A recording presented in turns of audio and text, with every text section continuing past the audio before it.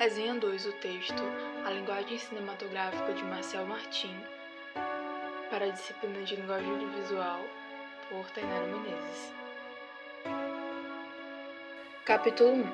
Os caracteres fundamentais da imagem fílmica, na qual a imagem é colocada como a base da linguagem cinematográfica, em que o registro que a imagem faz é uma percepção objetiva, mesmo que sejam possíveis truques e coisas que façam com que a imagem seja modificada.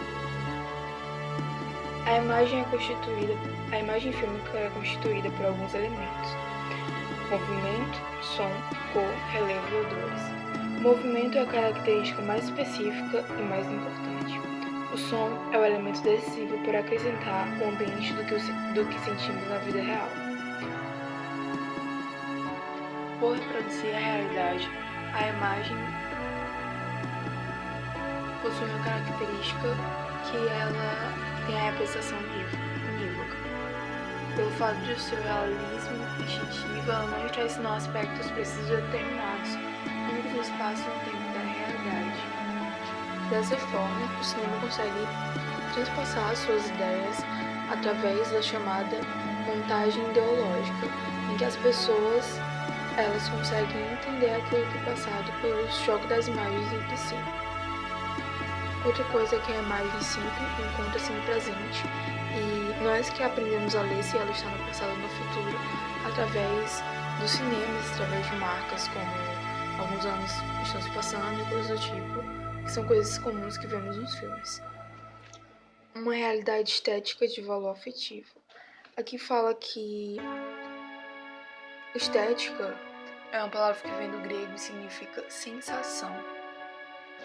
A partir do momento que há isso, há também a equação pessoal, em que, desde que o homem intervenha, de qualquer forma, há a visão particular daquela pessoa sobre aquela imagem, e assim há a influência daquela pessoa sobre aquilo.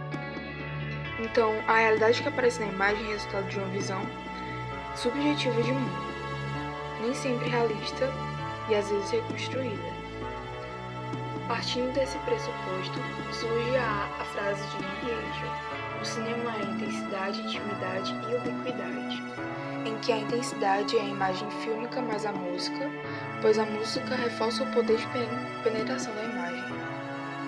A intimidade está associada a nos fazer penetrar nos seres, naquelas pessoas que estão passando aquilo, e que eu consigo entender como se nós estivéssemos sentindo que a outra pessoa sente, empatia, nos colocando no lugar do outro. E a ubiquidade trata sobre a densificação do tempo, pelo fato de nos teletransportar em várias épocas e tal. Dessa forma surge o conceito de fotogenia de Louis Leroy, que é o aspecto poético dos seres e das coisas, suscetíveis de não ser exclusivamente revelado pelo cinema, no qual ele compara com a magia. Seria magia? Daí surge a pergunta: a fotografia está nas coisas ou as coisas estão na fotografia? Pelo lado que determinadas coisas têm poético onde ninguém mais vê e outras pessoas veem, por exemplo. Uma realidade intelectual de valor significante. A imagem mostra e não demonstra. Assim, devido à possibilidade que os cineastas eles têm de construir o conteúdo da imagem, existe então a dialética interna e a dialética externa da imagem, em que a dialética interna trata sobre a significação por aproximação de uma coisa, e ele dá um exemplo do mendigo e a pastelaria. A dialética externa fala sobre as relações das imagens entre elas, que é sobre o conceito de montagem. Dessa forma, a imagem é extremamente maleável e ambígua a nível de sua interpretação, por causa que existe a influência do produtor, que diz muito sobre aquilo que foi produzido. A atitude estética. Dessa maneira, a imagem reproduz aquilo que é real, o que acaba afetando os nossos sentimentos e, enfim, gera uma significação ideológica e nos traz uma moral ou uma ideia.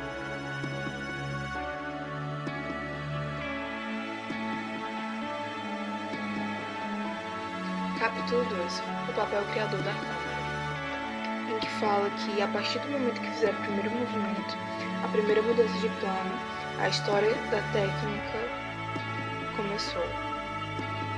Em 1900, G.A. Smith utilizou a mudança de planos. A câmera tornou-se móvel como o olho humano, onde muitas vezes a câmera ela representava os olhos do personagem. E não existe mais e começa a existir a câmera subjetiva, que é totalmente diferente do teatro, porque antes seguia uma linha do teatro, em que o ator não se dirige mais para uma plateia, mas sim para um espectador específico. Enquadramentos. O enquadramento é a composição do conteúdo da imagem. Primeiro, a elipse, em que deixa os determinados elementos fora do enquadramento. O segundo, mostra apenas o pormenor, aquilo que é significativo ou simbólico. 3. Compõe de forma um pouco natural o conteúdo do enquadramento. 4. O enquadramento picado, em que é modificado o ponto de vista normal do espectador. Trata um pouco sobre demonstrar inquietação. E 5. Trata sobre a profundidade de campo, sobre o uso de uma terceira dimensão do espaço. Tipos de plano.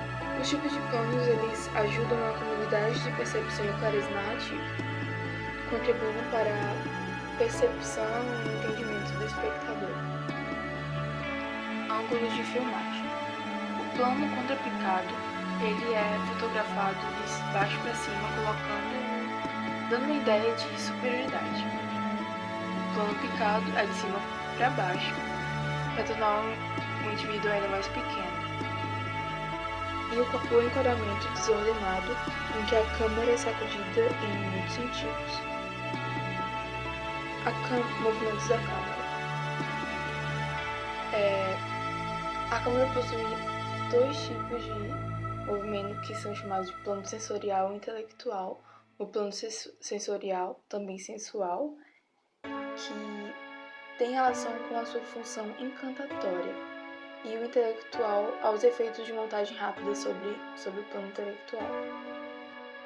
Dessa maneira, é possível distinguir 3 espécies de movimentos da câmera: travelling, panorâmica e trajetória. O travelling ele se trata sobre a deslocação da câmera, durante a qual o ângulo entre o eixo óptico e a trajetória da deslocação permanece constante.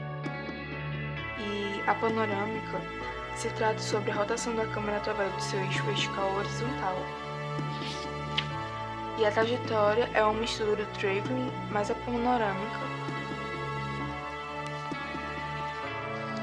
A panorâmica ela pode ser dividida em 3 partes: descritivas, expressivas e dramáticas, em que as descritivas se tratam sobre a exploração de um espaço, as expressivas sobre a trucagem ou a não é a realidade da câmera mesmo, e as dramáticas estabelecem funções espaciais entre objetos de cena e indivíduos.